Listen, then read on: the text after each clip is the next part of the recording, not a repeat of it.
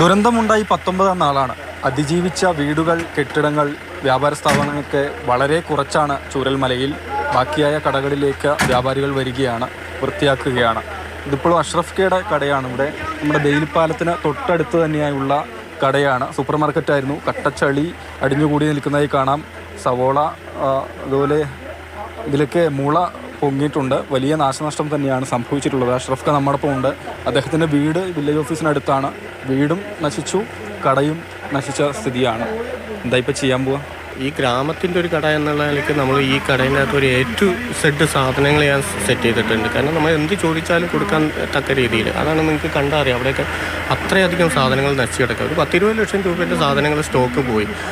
ഇനി ഫ്ലഡിലാണെന്നുണ്ടെങ്കിൽ വീടും പോയി, ഇതും പോയി, എല്ലാം പോയി. അതിൻ്റെ ഇടയിൽ ഈ ബാങ്ക് വായ്പ ഇനിയിപ്പോൾ നമ്മൾ എങ്ങനെ മാസം അടയ്ക്കും? ഇനി ഈ ഒരു കച്ചവടം ഇവിടെ നടക്കുമെന്നുള്ളത് പോലും അറിയില്ല. ഒന്നാമത് ഇവിടുത്തെ കസ്റ്റമേഴ്സൊക്കെ പോയി.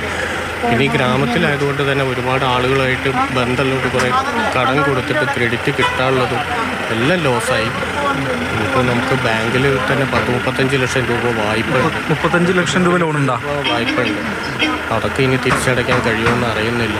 അപ്പോൾ എല്ലാം കൊണ്ട് വലിയ പ്രയാസമാണ്. അപ്പോൾ അതുകൊണ്ട് എന്തെങ്കിലും ബാങ്കും അതുപോലെ ഗവൺമെൻറ്റൊക്കെ കനിഞ്ഞില്ലായെങ്കിലും നമുക്ക് മുന്നോട്ട് പോകാൻ കഴിയില്ല. അത്ര പ്രയാസത്തിലാണ്. കടയുടെ അകത്തോട്ടൊക്കെ കയറി നോക്കിയോ? അകത്തോട്ടിപ്പോൾ ചളിയിൽ താഴ്ന്നു പോവുകയാണ്. അങ്ങോട്ട് കയറാൻ കഴിയുന്നില്ല. അവിടെ ചളിയിലേക്ക് താഴ്ന്നു പോവുകയാണ്. ഇതൊക്കെ ക്ലീൻ ചെയ്യണം. ഇപ്പോൾ 2019 ഒരു ഫ്ലഡും ഇരയായി. 2 തവണ ഇപ്പോൾ നമ്മൾ ഇരയായി. ഇനിയൊരു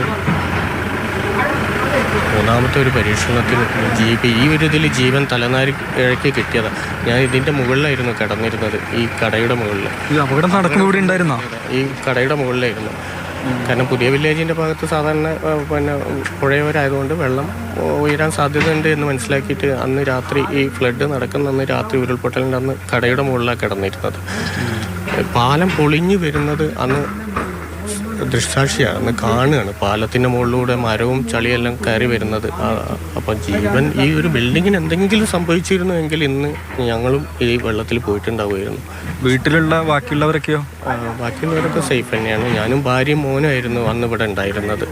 ഈ കുടുംബത്തിൽ നിന്ന് ആരും മിസ്സായിട്ടില്ല, എല്ലാവരും സേഫായിട്ടുണ്ട്. പക്ഷേ സമ്പാദ്യങ്ങൾ മുഴുവൻ നശിച്ചുപോയി. ഇനിയിപ്പോൾ ഒന്നേ തുടങ്ങണം. തുടങ്ങിയിട്ട് വേണം ഇനിയിപ്പോൾ മുന്നോട്ട് പോകാൻ അവസ്ഥ.